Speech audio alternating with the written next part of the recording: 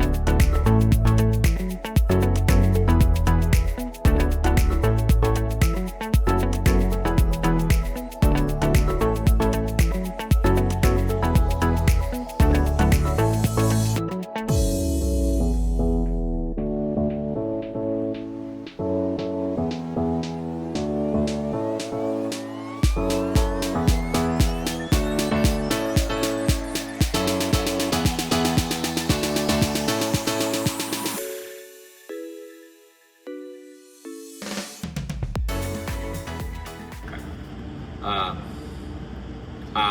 Chris. This is Booker.